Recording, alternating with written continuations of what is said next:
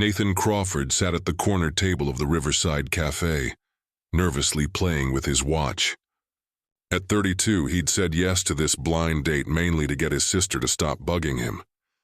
She'd been pushing for months that he needed to go out more, meet someone, quit drowning himself in work.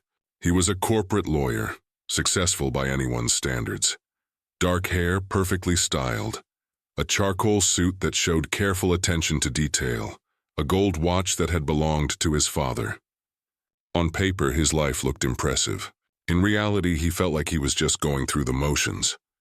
The cafe was warm and welcoming with exposed brick walls and soft lighting that made everyone look better than they probably did in daylight.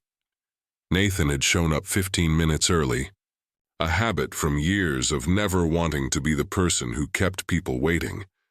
He was scrolling through his phone when he heard her voice. Nathan. He looked up and felt his breath catch.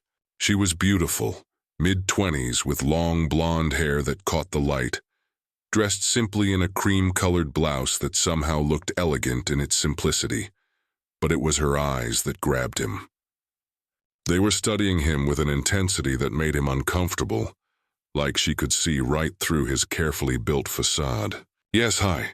You must be Claire," he said, standing quickly and offering his hand. She took it, her grip firm, her smile polite but guarded. "Thank you for saying yes to this. I know blind dates can be awkward." "No, it's fine, really. My sister speaks very highly of you." They sat down. A server came by to take their order. Nathan suggested the house specialty coffee, and Claire agreed. The first few minutes passed in the typical, awkward small talk that comes with any first meeting between strangers. Claire asked about his work. He gave his rehearsed explanation of corporate law, making it sound more interesting than it usually felt. She listened carefully, asking thoughtful questions that suggested she was genuinely interested, rather than just being polite. "And what about you?" Nathan asked. "My sister mentioned you work in education. I'm a high school teacher. English literature. It doesn't pay much, but I love it. Watching kids discover books that change how they see the world, that's pretty special." Nathan smiled. "That sounds rewarding. What made you choose teaching?" Claire's expression shifted slightly, became more guarded. "I had a teacher once who saw me when I felt invisible, who believed in me when I didn't believe in myself. I wanted to be that person for someone else." There was weight behind her words, a story she wasn't telling. Nathan found himself curious, wanting to know more. But before he could ask, Claire leaned forward slightly, her eyes searching his face. "Can I ask you something?" "Of course, you don't remember me, do you?" The question landed like a stone dropped in still water. Nathan felt confusion ripple through him. He studied her face more carefully, looking for something familiar, some spark of recognition. But there was nothing. He was certain he'd never met this woman before. "I'm sorry. I don't understand. Have we met?" Claire's smile was sad, knowing. 15 years ago, we went to the same high school, Westfield Academy. Nathan's mind raced back. Westfield Academy? He'd gone there for his junior and senior years after his family moved to the city. But that was a lifetime ago. He'd been a different person then. Popular, confident captain of the debate team, dating the head cheerleader.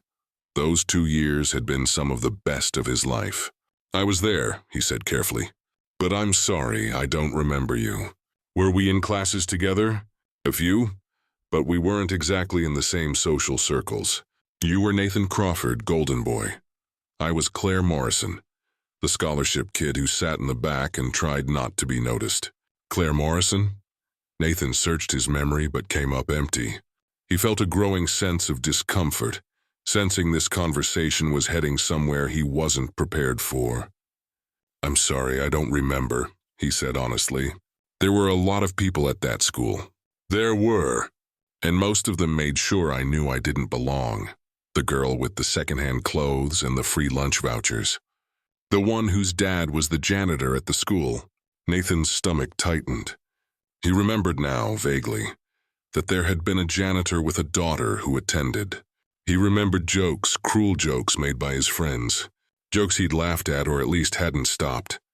"Claire, let me finish," she said gently, not unkindly. I need to say this. When your sister set this up, when she told me your name, I almost said no. Because 15 years ago, you were part of a group that made my life hell. Not directly, maybe. You never threw things at me or wrote cruel things on my locker, but you stood by and watched. You laughed at the jokes, and once, just once, you did something that I've never forgotten. Nathan wanted to leave, to escape this confrontation with a past he'd barely thought about. But something kept him in his seat. Maybe it was the way Claire was looking at him, not with anger, but with something more complicated. Sadness, perhaps, or maybe just the need to be heard. It was spring of your senior year, Claire continued. There was a big party at Jessica Winter's house. Her parents were away. Everyone who was anyone was going. I wasn't invited, obviously, but I had to work that night anyway, cleaning offices downtown with my dad. We needed the money. Nathan remembered that party. It had been legendary. The kind of night that felt important when you're 17, and everything feels like it matters more than it actually does. I was walking home from the bus stop around midnight, still in my cleaning uniform. I passed by Jessica's house. The party was still going, and there you were, sitting on the front steps by yourself. You looked upset about something. Your girlfriend, probably. I remember hearing you'd broken up that week. A memory flickered. Nathan did remember sitting on those steps, feeling dramatic and heartbroken the way only a 17-year-old can. I walked past, trying to be invisible like always. But you looked up and saw me. I thought you'd say something cruel or call your friends to come laugh at the poor girl in the cleaning uniform. But you didn't. Claire's voice softened. You asked if I was okay, if it was safe for me to be walking alone that late. I said I was fine, that I lived nearby. And then you did something that confused me so much. You pulled a $20 bill from your wallet and tried to give it to me. You said, "Take a cab home. It's not safe." Nathan had no memory of this, none at all, but he could picture himself doing it, drunk and emotional and trying to feel like a good person. I didn't take it, Claire said. I was too proud, too angry at you and everyone like you. I said I didn't need your charity. And you know what you said? Nathan shook his head, afraid to hear it. You said it's not charity. It's just one human being looking out for another. Please, it would make me feel better. And you looked so genuine, so concerned that I took it. I took the cab home and I cried the whole way, because I couldn't reconcile the boy who'd stood by while his friends mocked me, with the boy who'd just shown me unexpected kindness. The cafe felt too warm. Nathan's collar felt too tight. He didn't know what to say. Why are you telling me this? He asked quietly. Claire took a sip of her coffee, which had long since grown cold. Because when your sister told me about you, described you as this successful lawyer who seemed lost, who worked too hard and never let anyone in, I wondered if you remembered that night, if you remembered me. And when I saw you sitting here looking so perfectly put together and so completely alone, I knew you didn't. I'm sorry, Nathan said, and meant it. I'm sorry I don't remember. I'm sorry I was part of something that hurt you. I was 17 and stupid, and thought being popular mattered more than being kind. I know, Claire said simply. We all were, but here's the thing, Nathan. That moment on those steps, that small act of kindness from someone I'd written off as just another privileged kid who didn't care, it stayed with me. It made me realize that people are more complicated than the boxes we put them in. That everyone is capable of kindness, even people who've been cruel. It's part of why I became a teacher, to see the complicated humans behind the facades. Nathan felt something crack open inside him. Your sister didn't tell you who I was? Oh, she did. That's why I agreed to come. I wanted to see who you'd become. If that boy who told me it wasn't charity, just one human looking out for another, was still in there somewhere, and... Claire smiled, and this time it reached her eyes. I think he is. Buried under expensive suits and 70-hour work weeks. But he's there, looking tired and lonely and like he forgot somewhere along the way that success and happiness aren't the same thing. Nathan laughed, a real laugh that surprised him. You're not pulling any punches, are you? Life's too short. I spent too many years being invisible. Now I say what I mean. They talked for 3 more hours. Really talked. Nathan found himself telling Claire things he hadn't told anyone. About the pressure he felt to live up to his father's legacy. About how he'd built this perfect life that felt empty. About how he couldn't remember the last time he'd done something, just because it made him happy. Claire told him about her father who'd passed away 5 years ago. About how hard he'd worked to give her opportunities. About students she'd taught who'd overcome impossible odds. About her small apartment full of books and plants and the life she'd built that wasn't glamorous, but felt real. Claire told him about her father who'd passed away 5 years ago. About how hard he'd worked to give her opportunities.